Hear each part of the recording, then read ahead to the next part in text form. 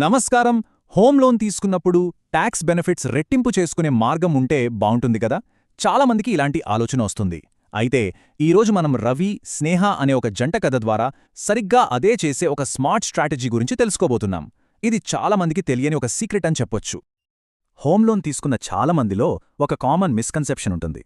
ఏంటంటే మనం కట్టే వడ్డీ మొత్తం మీద ట్యాక్స్ డిడక్షన్ వస్తుందని అనుకుంటారు. కానీ అసలు విషయమేంటంటే అక్కడొక లిమిట్ ఉంది. ఈ ఒక్క విషయం తెలియకపోవడం వల్లే తెలియకుండానే ప్రతి ఏటా వేలకు వేలు అదనంగా పన్ను కట్టేస్తుంటారు చాలామంది. సరే, ఈ ప్రాబ్లంని ఇంకా బాగా అర్థం చేసుకోవాలంటే మన కథలోకి వెళ్దాం. మన హీరో రవిని కలుద్దాం. మనలో చాలామందిలాగే తన సొంత ఇంటి కలను నిజం చేసుకున్న ఒక ప్రొఫెషనల్. రవి జర్నీ చాలా హ్యాపీగా స్టార్ట్ అయింది. కానీ ఆ సంతోషం ఎక్కువ కాలం నిలవలేదు. ట్యాక్స్ల రూపంలో అతనికి ఒక పెద్ద షాక్ తగిలింది. ఏంతా కథ చూద్దాం. సో మన రవి హైదరాబాద్లోనే ఒక పెద్ద ఎంఎన్సీలో జాబ్ చేస్తున్నాడు. మంచి శాలరీ, చాలా ఏళ్లు కష్టపడి డబ్బు దాచుకొని ఫైనల్గా తన డ్రీమ్ హోమ్ని సెలెక్ట్ చేసుకున్నాడు. హైటెక్ సిటీలో ఒక మంచి ప్రీమియం అపార్ట్మెంట్ అన్నమాట. అతను సెలెక్ట్ చేసుకున్న ఆ ఫ్లాట్ ఒక మంచి గేటెడ్ కమ్యూనిటీలో ఉంది. దాని కాస్ట్ అక్షరాల ₹1,00,00,000. ఇక తన దగ్గరున్న సేవింగ్స్ అన్నీ పెట్టి బ్యాలెన్స్ 80 లక్షల రూపాయలకు హోమ్ లోన్ తీసుకున్నాడు. వడ్డీ రేటు 8.5%.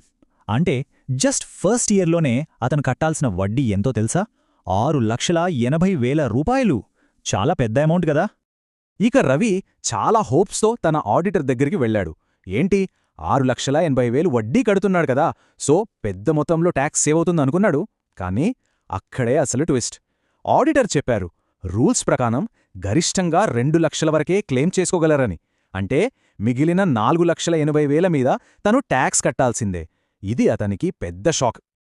కాని ఈ నిరాశలోనే రవికి బల్బు వెలిగింది. ఒక చిన్న ఐడియా ఈ మొత్తం సిచ్యువేషన్ని మార్చేయగల ఒక గేమ్ చేంజర్ ఆలోచన అతనికి తట్టింది. అప్పుడే అతనికి తన భార్య స్నేహ గుర్తొచ్చింది. స్నేహాకి కూడా ట్యాక్సిబుల్ ఇన్కమ్ ఉంది. వెంటనే అతని మైండ్లో ఒక సింపుల్ కాని చాలా పవర్ఫుల్ క్వశ్చన్ రైజ్ అయింది. వెయిట్, ఈ భారాన్ని నేనొక్కడే ఎందుకు మోయాలి, మేమిద్దరం కలిసి ఎందుకు చేయకూడదు అని. ఆ ఆలోచనే అతన్ని జాయింట్ హోమ్ లోన్ స్ట్రాటజీ వైపు నడిపించింది. అంటే ట్యాక్స్ బెనిఫిట్స్ని లీగల్గా డబుల్ చేసుకోవడానికి ఇదొక సూపర్ వే అన్నమాట. వెంటనే యాక్షన్లోకి దిగాడు రవి. ప్రాపర్టీ డాక్యుమెంట్స్లో, లోన్ అగ్రిమెంట్లో స్నేహ పేరును కో ఓనర్గా, కో బారోవర్గా యాడ్ చేయించాడు. సింగిల్ ఓనర్ లోన్ని జాయింట్ లోన్గా మార్చేశాడు. సరే, ఈ ఒక్క చిన్న చేంజ్ వాళ్ళ ఫైనాన్షియల్ సిచ్యువేషన్ని ఎంత పెద్దగా మార్చిందో చూస్తే నిజంగా ఆశ్చర్యపోతారు. ఇప్పుడు అసలైన మ్యాజిక్ నంబర్స్లో చూద్దాం. ఇక్కడే ఉందసలు మ్యాజిక్. ఇన్కమ్ ట్యాక్స్ యాక్ట్లో సెక్షన్ 24B ప్రకారం హోమ్ లోన్ ఇంట్రెస్ట్ మీద డిడక్షన్ వస్తుంది. ఇంతకుముందు రవి ఒక్కడే మాక్సిమం 2 లక్షలు క్లెయిమ్ చేసుకోగలిగేవాడు. కాని ఇప్పుడు చూడండి, రవి 2 లక్షలు, స్నేహ 2 లక్షలు. అంటే ఇద్దరూ కలిసి మొత్తం 4 లక్షల వరకు క్లెయిమ్ చేసుకోవచ్చు. వాళ్ల డిడక్షన్ లిమిట్ డబుల్ అయిపోయింది. దీన్నే మనం డబుల్ ధమాకా అంటున్నాం. ఆగండి, కథ ఇక్కడితో అయిపోలేదు.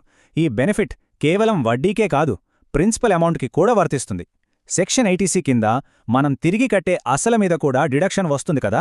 దాని ప్రకారం ఇప్పుడు రవి 1.5 లక్షలు, స్నేహ 1.5 లక్షలు. అంటే టోటల్గా 3 లక్షల వరకు అదనపు బెనిఫిట్ పొందే ఛాన్స్ ఉంది. ఓకే, ఇదంతా నంబర్స్ గేమ్లా అనిపించచ్చు. కానీ రియల్గా ఈ స్ట్రాటజీ వల్ల వాళ్ళ జేబులో ఎంత డబ్బు మిగిలిందో లెక్కేస్తే అప్పుడు తెలుస్తుంది దీని వాల్యూ ఏంటో. చూద్దాం రండి. ఈ ఎక్స్ట్రా డిడక్షన్స్ వల్ల రవి, స్నేహ ఫ్యామిలీకి ప్రతి ఏటా సుమారుగా 60,000 రూపాయల డైరెక్ట్ ట్యాక్స్ సేవింగ్ ప్రతి సంవత్సరం.